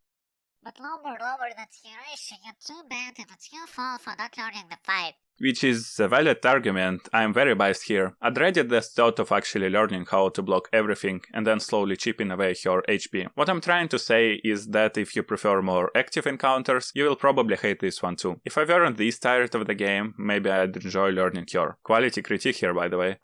But lower, look, here is a strat. You can actually deathblow her. Aye, there is a strat. Throughout the game, some enemies have this glowy effect around them. First example would be illusions that Lady Butterfly summons. All such enemies are illusions, and all of them are vulnerable to the consumable item Snapseed. It deals damage to them and briefly staggers them as normal hit would. So using that at the start of the fight, you can use few Snapseeds, then throw a bunch of dust at her, which causes her to backstep to the wall. And off that wall you can perform wall jump and deathblow her. Simple, but it's hardly a viable strategy in the sense that you can't really expect the player to come up with it. I want to address this because many bosses can be cheesed in some way. Having an easy strat doesn't necessarily mean that there is a reasonable way to fight the boss. You can't design the boss fight around some obscure strat that only a small minority of players will find. Gyobo can be outright skipped, Genichiro can be easily killed by abusing what was known as dead angles in Tarkus 1, Lady Butterfly's AI can be abused to chain spam her, and so on. Advocating that a boss has a strat doesn't necessarily mean that it's realistic to expect the player to find it. With the Corrupted Monk, it's more of a chore, but again, I'm very biased with this one. As a reward, you get an ability to swim underwater, and there are a few underwater bosses. To be exact, 2 headlesses, one in Ashina Castle and one in the last area. With completing of the Sunken Valley and Mibu Village, the state of the game changes. Ashina is under attack, and you can't teleport to most of the sculptor's idols in the Ashina Castle. You have to unlock them again. With that, there are new enemies, but nothing too special. There is an reasonably difficult encounter on the rooftop of the castle with multiple purple ninjas, just so you would have a good time. But you're very much used to stuff like that already.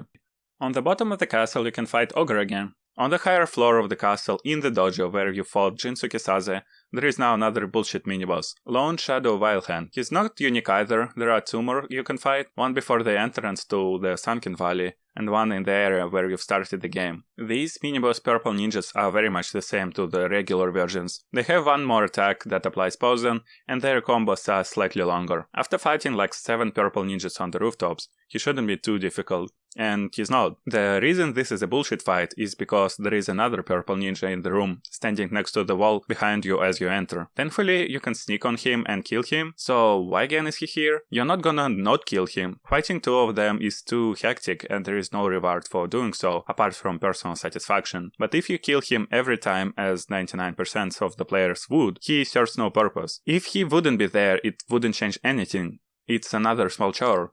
However, you're in for a treat. On top of the castle where you previously fought Genichiro, there is a familiar figure from the opening cutscene and Hirata Estate. It's your father, Owl. Something story, don't worry, he offers you 2 options. Follow the codex and obey his will. This will result in fighting back-to-back 2 bosses, Emma the Gentle Blade and Ishin Ashina. It's the doctor lady and the old fart from the earlier. I haven't fought them, I didn't resort to save scamming to get this ending, and I certainly wasn't in the mood for another playthrough or New Game Plus. Sorry for the incomplete list of the bosses. From what I've seen on the videos later, they're both fairly enjoyable samurai type bosses, which is pretty cool. The other option that you have when talking to the owl is to disobey him, and instead follow your master's orders. This will result in fighting the owl himself, and boy oh boy what a fight it is. He's a shinobi just like you, meaning you have the similar arsenal of options. He uses prosthetic tools like you, firecrackers, shurikens, etc. He fights in a similar sword style and very nimble, as he can dash and jump around just like you. So let's look at his moveset. He has a 4-hit combo. First 3 hits are the same, but the 4th one is different, with different timings. I hate it, but there is enough time to react, so at least you have some control over it. He has a charm toss, which creates a small smoke area. It doesn't deal any damage, but if you get hit by it, you won't be able to heal for some time. He often uses it after the combo. Next, he can kick or rather leap off you backwards and throw shurikens. The kick deals very high posture damage, and if you block or riposte it, he tends to chain it many times. Kick, leap back,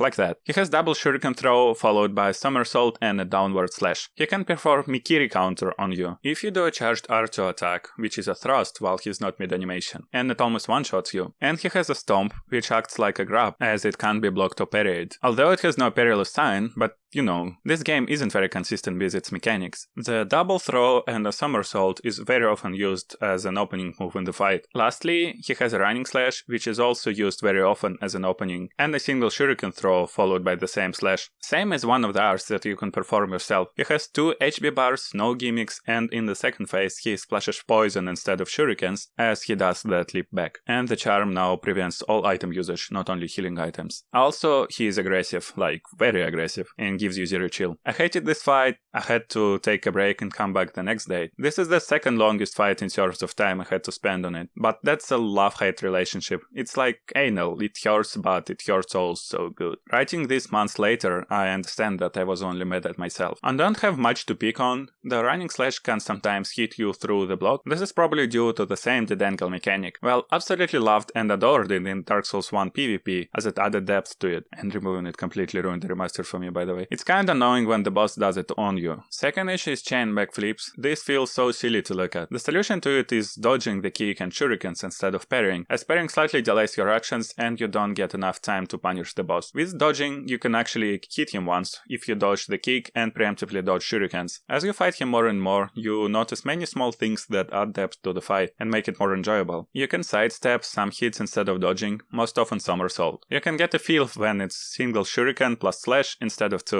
You get a feeling for when he does smoke and all. You get a feeling for when he is gonna jump back without kicking or dodge, or when he's gonna attack. If you time your attacks, you can interrupt all of them by hitting him. If you get into the rhythm and push him to the corner, you can chain cancel a lot of his actions for a great amount of free damage. Speaking of damage, the boss has medium HP, posture and posture regen, making any approach viable. As you get better, you are more likely to fill up posture, but as you learn you can play more safe. Charm toss and overhead slash are guaranteed windows to hit the boss. Rest is more risky, but it takes very long time and he hits hard. And the boss can go down very quickly if you're aggressive and make little to no mistakes. When I killed him, it was a very good run. As with many samurai bosses in this game, you often kill them in a very good run where you take very little damage. It's not a slower tactical fight like in Dark Souls, it's a duel, and this is what the game should have offered more. This is the most fun you get in the game, yet instead it prefers monkeys of different sizes. A very neat detail is when you do your first death blow on him, he drops to the ground and starts begging for his life. If you come close, he will attack you, and if you throw shuriken at him, he will praise you for not getting fooled by his petty tricks. After that you meet Kura again, and he sends you on the last quest to the Fountainhead Palace. To get there, you need to come back to where you've killed Corrupted Monk. Depending on the order in which you've come through the area, this may or may not be the last boss you've killed. For me it was. You get moved to the entrance of the Fountainhead. As you cross the bridge, you hear a scream, and Corrupted Monk jumps in front of you and blocks your way. Imagine my frustration as I killed him not so long ago. She has 3 HP bars. Fucking 3. The reason is that the one you've killed before is an illusion of her. And after the first 2 death blows, she disappears for some time and summons shadows that you need to dodge. Fighting the boss, I also noticed that she has an attack that goes through block without any indicator, for no reason.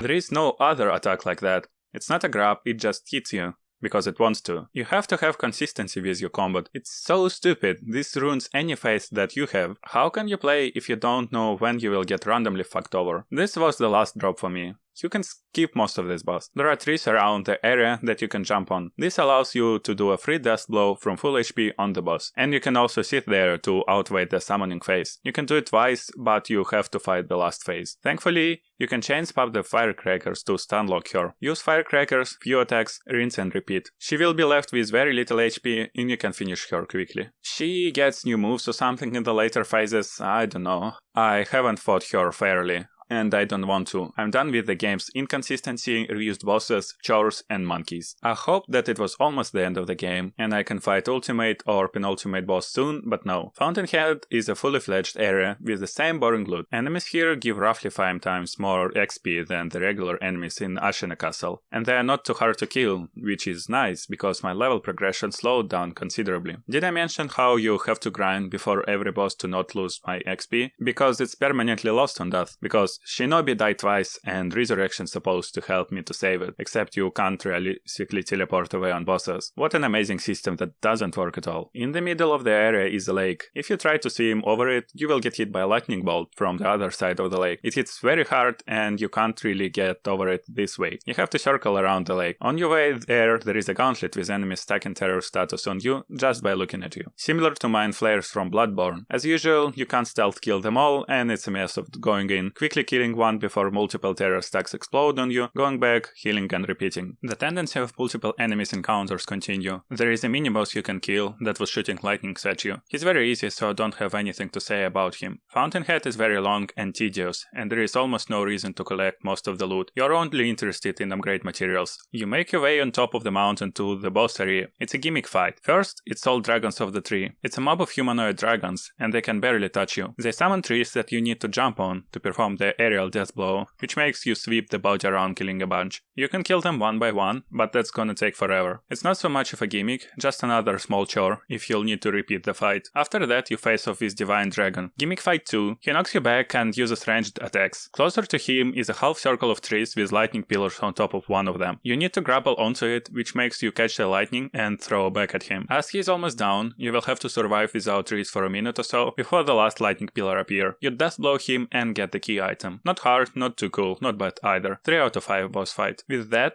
Ashina Castle and surrounding state change again. Now it's full-on incursion. The castle is burning and overrun with the enemies. These enemies are very tanky and hard. For the most part, it's a chore of parrying them. Here is also the worst case of enemies seeing you through walls. That has happened to me. Often multiple enemies would aggro on you before you could even see them, and they wouldn't back off, even if you're very much out of their line of sight. Horrible area. Remember when I said that it's cool how you could use your knowledge of the area to stealth your way? Stealth games greatly benefit from it. Sekiro doesn't make any usage of it at all, by making enemies see through walls. In the area where you fought General after the Ogre in the beginning of the game is now the same Juzo the Drunkard type guy, except he breathes fire, not poison, a third one. And there is a copy of Jinsuke Saze in the Ashina Castle, except he now has glowing eyes. But you're very close to the end of the game. All is left is one mandatory mini-boss and the last fight. But before that, we need to do a cleanup. First of all, the infuriating part. By changing the state of the castle last time, you missed one of the endings. In order to get it, Future lover here again.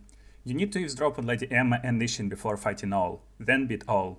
Eavesdrop on Kuro for a specific line, so you might need to reset the area. Rest, meet Emma on top of the stairs. Rest, talk to Emma again. Meet her at a different place. Come back to Dilapidated Temple. Eavesdrop on her and the sculptor and get key item, which will allow you to access a different version of Hirata Estate. only then you will unlock the alternate ending, and it locks out the best boss fight in my opinion. And it's missable. How the fuck was I supposed to know that? This is infuriating, insulting, fuck this shit. It's okay when games have hidden optional bosses. Often they can be harder or more interesting than the main ones. Japanese games do this very often, but why the fuck it's missable? How can you do this? Fuck your replayability, give me the boss fight. It's a fight against younger owl in Hirata Estate. Remember that cutscene after killing Lady Butterfly? It's all betraying you and backstabbing you. And what a fight it is. He's more agile, more aggressive as he barely stops, has more complex moveset, and later on in the second fight summons a spirit owl to attack you. Also he blinks around. Like, how cool is that? Yes, hard, but this is the most exciting part about the game. And you're locked away behind some stupid minigame that you have no knowledge that you need to do. 10 out of fucking 10. Future lover for the last time. Contrary to the impression I'm making, I did replay the game to get extra footage, including this fight. Despite my sloppy gameplay, I would like to showcase it almost fully. Unfortunately, I had to use Resurrection and Pellets once. In my opinion, this is the best boss in the game. This was my third attempt. I think it illustrates how natural the game can feel in the rare moments when it clicks.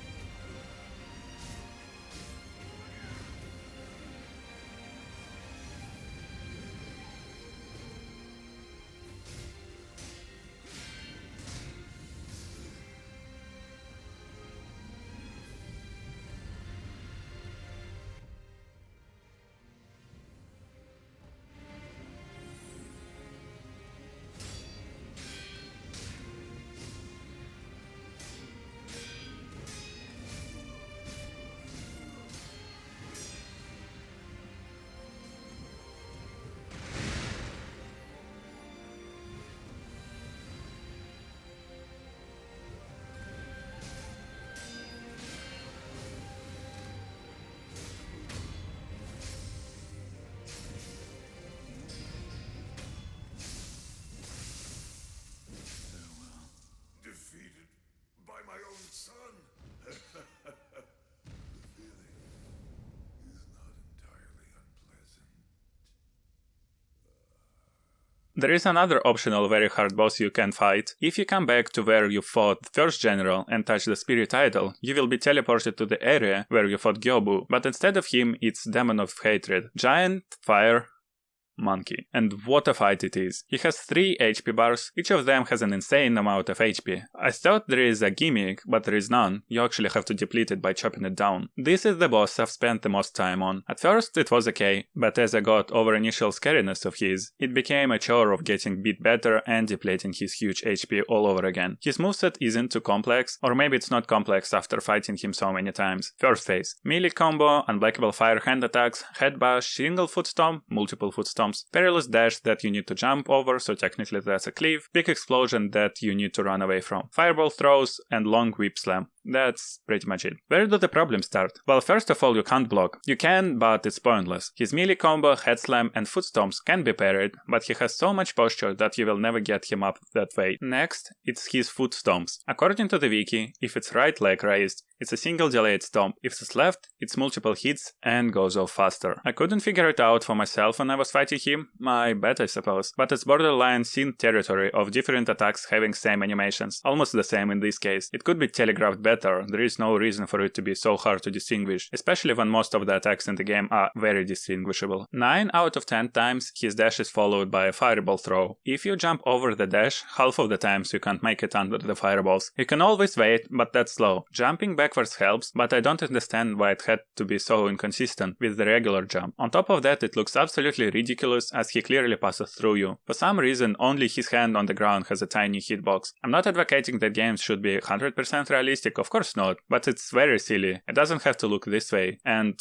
also so much for the cleave. Rarely he will use the slam after the dash, but running diagonally and jumping works more or less consistently. It's not an issue for now. Another issue with his melee combo and model tends to interrupt his combo randomly, so you don't know how long you can keep attacking. It forces you to move to his back, but there you can only hit his legs, and for no real reason they are so puny you can easily miss them. I also had multiple cases where I couldn't death blow him because I was behind or stuck inside him. Not only you need to be in front, but your camera must be aligned just the right way the game wants you to death blow him. But fine, you can get through phase 1 without too much difficulty. It only takes forever to do so. The real challenge comes from saving your healing for the second phase, because that's where the real bullshit starts happening. He gets a new ability. It's a similar slam after a dash, except now it explodes. And this is fucking bullshit. You do the same, but you need to jump very precisely as his hand touches the ground, and then grapple onto him. But the idiocy of timing required isn't enough. Half of the times you can't even grapple to him, because God knows why, you just need to make sure he dashes forward the wall or something, so he doesn't get off the full distance. Otherwise he is too far and you can't grapple. It's just simply amazing. I might be wrong about dash distance, but what I'm trying to say is that it's very hard to dodge. Stupidly so. And it's not consistent. I like a good challenge, but I don't like random bullshit. On top of that, it's one of a kind mechanic that is so hard to avoid. I wouldn't complain if everything about this boss would be just as difficult, or if the game would lead up to this, slowly raising up the difficulty. Putting one dummy hard mechanic isn't a great way to go. Instead, we are getting these inconsistent spikes in difficulty. Guardian Ape, Owl, Demon of Hatred and the last boss. They are way above the rest, and there is no sense of progression between them. Sekiro isn't the only game that From made who suffers from this, but it doesn't excuse the flaw. Because of this stupid ability, the second phase is a giant stress. You have to save up as much healing as you can from phase 1, because you'll need it, and then you still have one more phase to go. Last phase adds new abilities to the boss, but they're alright. He has triple whip swing, jump, don't jump, and jump again or run behind. This creates a circle of fire on the boss, effectively trapping you inside. It disappears after roughly 30 seconds. Sometimes it can prevent you from following the boss if he decides to go for a wall, but it's not dangerous. You only lose the uptime on the boss, and it doesn't happen too often because the demon now dashes twice, so he dashes away and then back at you. Jump twice, no big deal. Then it's rinse and repeat. The fight is insanely long and there is no room for error, as you will have to heal after the whip slam explosion. It's a testament of patience, of not getting angry at this idiotic boss and then bringing him down without choking on the third phase. The boss is weak to divine confetti, but I didn't find the damage difference too drastic. The other thing that can help you is an upgrade to the whistle tool, which allows me to segue to a cleanup of the stuff I didn't go over as it was out of the way. In the area where you fought double apes, there is now another Shichimen warrior. He drops an upgrade to the whistle, which allows you to use it on the bosses, which causes them to become stunned. You can do it up to 3 times on a boss. It helps greatly with the Demon of Hatred, as it essentially allows you to skip phase 3. However, to spam the Shichimen, you need to kill the monkeys and unlock the idol after them. So imagine this, you went for the Ashina Depths first, no monkey fight. Then later, after you kill the Guardian Ape, you need to backtrack to that cave out of the blue. Kill the double monkeys, reset the area, and only then you can fight Shichimen. The Saint Metroidvania. There are a few other cases where enemies spawn in place of the previous encounters. However, they are all tied to the state of the main hub of the game, the Ashina Castle. This Shichimen has nothing to do with that. Another Shichimen is in the Fountainhead Palace, near the waterfall, after you've circled around the lake. Also in the Fountainhead earlier, there is a Sakura Ball, essentially a Blazing Bull copy. Almost every mini-boss is repeated in this game. Many are encountered more than twice. Lastly, way earlier in the game, in the Ashina Reservoir, near the tower, where Lord Kuru was held in the prologue, is another mini-boss. 7 Ashina Spears, some weeb name. He's pretty cool, can be Mikiri countered, good variety of attacks. Also, there are 5 headless mini-bosses. 2 of them are underwater, one in Fountainhead Palace and one in Ashina Castle, then 3 on the ground, in Ashina Outskirts, Depths and in Sunken Valley. They're all the same, they take almost no damage and practically require divine confetti to damage. They have slowing aura around them that prevents you from sprinting or dashing, but you can temporarily remove it by dealing enough damage. And their attacks inflict terror status on you that will deal a good chunk of damage to you if fully stacked. They're very slow and absolutely not fun to fight. And lastly, the camera. The fucking camera. Apart from it having to be more precise than a surgeon to grapple, it still gets stuck on everything. 6th game, and they still can't fix the camera. If only, hear me out, if only it wouldn't close up if you position it to the wall, if only it could see through the small pillars, but the technology isn't there, I guess. Except it is fucking there.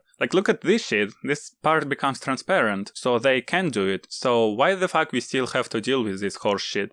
Time for the penultimate fight. It should have been the last one, because of how absurdly difficult it is, and how stupid it is. I present to you the pinnacle of laziness and disappointment. Spear Dude plus the Sword Dude. 2 Ashina Samurai guys, 2 mini-bosses. All at once. You know that 2 girls 1 cup video? Well, yeah, this is just as disgusting. Before I go fucking mental over it, the easy way to beat them is either to use a whistle to lure one away and quickly kill the other, which works with medium success, or you can backstab one docile guy nearby and use blood smoke ninjutsu to easily backstab the sword dude. He has only 1 HP bar, so technically not a mini boss, but the same moveset. 1v1 with spear dude isn't too bad. I'm glad that there is that dude. Thankfully, they've realized how broken this fight is. But how are you supposed to actually fight them? If they intended way is to skip them, why would you even put this encounter in the first place? It's not a puzzle game to figure out how to skip them, so let's presume you're supposed to fight them fair and square. What are your options? You don't have too many. You have to deplete their HP, because you won't get enough uptime to fill up posture, as you will be too busy dodging their attacks. It's not Dark Souls. Enemies are aggressive and run after you. In fact, you barely have enough time to attack them. Apart from the whistle, prosthetics aren't too helpful either. Ranged options don't nearly do enough damage, and others are too slow. Let's make a comparison. Ornstein and Small versus these 2 guys. Dark Souls is slower and is more tactical with its approach to enemies. Sekiro is way faster, and it requires more muscle memory than deliberate slow thinking. ONS requires a slow and cautious approach. You try to separate them and hit one at a time when they are far apart or both just attacked. In Sekiro, you blow a fucking donkey dick because the fight is fast and chaotic. You can't react to both of them at the same time. In Dark Souls, when you figure out how to approach ONS, you can kill them very consistently. In Sekiro, there are no guarantees at all. Even if you know well the moveset of each enemy, it's too fast, too unpredictable and too random to get any consistent result. There are too many degrees of freedom. In Dark Souls, rolling and blocking are the good defensive means that will save you. In Sekiro, you are forced to run around. Dashes have too little iframes, blocking will put you into stagger very quickly, and you can't parry both at the same time. Shield Umbrella prosthetic can help, but you're not guaranteed to obtain it, so we can't assume that's a proper solution. For many people, Ornstein and Small is the block where they give up. Many call it the bullshit fight. While their bloodline is weak and they should be ashamed of themselves, it's still true to some degree. Multiple enemies combat is whack in Dark Souls. However, this fight in Sekiro is even more ludicrous, as parrying and dueling of the game is even more focused around locking onto one target and 1v1ing it. You do the same, run around and bait attacks, getting only rare hits back in, but it's many times longer and inconsistent than in Dark Souls. This fight doesn't belong to this game. It shouldn't be there. Last fight is a pleasant change. You go through the tunnel and end up where you lost to Genichiro for the first time. Same flower field, and it's the same fight again, as Genichiro is there again. Because all the cool games should have chiastic structure. He found a second Mortal Blade somewhere, because something plot reasons. He got new attacks that use Mortal Blade. They are wide cleaves, but with a huge delay, so not too hard to avoid. And he always opens up with them. You can run behind him for free damage. By this point he's a whipping boy and doesn't present much challenge, and he has only 1 health bar. You know what that means, right? So in the cutscene, a guy gets out from the Genichiro, from his body, what the fuck is that? Fucking chaps, man. It's Ishin the Sword Saint. Same Ishin you would have fought in the alternate ending, same Ishin who told you to kill the rest and taught you the Ashina style, same guy who died 2 hours ago from his sickness, plot stuff. He has 3 health bars, effectively meaning that the last fight needs 4 death blows. First phase isn't too bad. He becomes more defensive when his posture is up, and starts walking around instead of attacking you. This is so fucking cool, as it's similar to fighting another actual player, and most of his moves can be obtained in the game. This is a rather proper ending, a duel between a legendary samurai and a shinobi who lost everything. So what moves he got? He has some ranged sword attacks, which are really easy to punish. Then he can sheath his sword and dash and do a cross attack. Or if he kinda wiggles the sword, he instead will bitch slap you and do a perilous cleave. Remember when I said that similar attacks should be telegraphed differently? Well, it's borderline that. I noticed that very quickly and didn't have much issue with it, but I can easily imagine someone else losing their shit over it, and rightfully so. It could be telegraphed better. His melee combo is pretty cute. As you attack him and he eventually recover, he will block the first attack, then parry second, and then attack you. And you can easily predict that and take advantage of that. Parrying melee combo interrupts him, block doesn't. It's a small AI trick that I noticed and felt good about myself. These little things that make the fights fun, but beast bosses don't have those. Now, second phase is the shit. He will take a giant spear out of nowhere, from the ground I mean. And boy oh boy, this becomes a meme now. So swords attack are fast, spear attacks are slower. He gets a huge variety of attacks combining those two. Timing is weird, and it's hard to tell when one combo ends and another starts. He also likes to jump back while swinging a spear in front of him, the same way Corrupted Monk did, and they are somewhat similar. He has a ranged rapid-fire gun attack, not sure where he got a third hand for that and how he fires so quickly and for so long from an old gun, but it keeps up the pressure. He tends to use it after the jump back. Another jump is leap forward, where he slumps the ground. That's by far the easiest attack to avoid and punish. If you're unsure what to do, you can just kite him around until he does that. Slow, but it works. And lastly, he has an attack where he assumes a position and spins around with the spear after a few seconds of delay. You can jump off of him to stall in the air long enough, or run out, or even parry it, although timing is really hard for a little payoff. Aerial kick deals more posture damage. Third phase, the last part of the last boss. It looks pretty cool, with lightning starting to rain down on the area. For that totally not a Slave Knight Gale reference, he keeps the same moveset from the second phase and gets one new ability. He jumps in the air and conjures a lightning on his spear and proceeds to swing at you. You can counter it if you know how. So, how do you beat this boss? It pretty much comes down to the last phase and the lightning. If you know how to counter,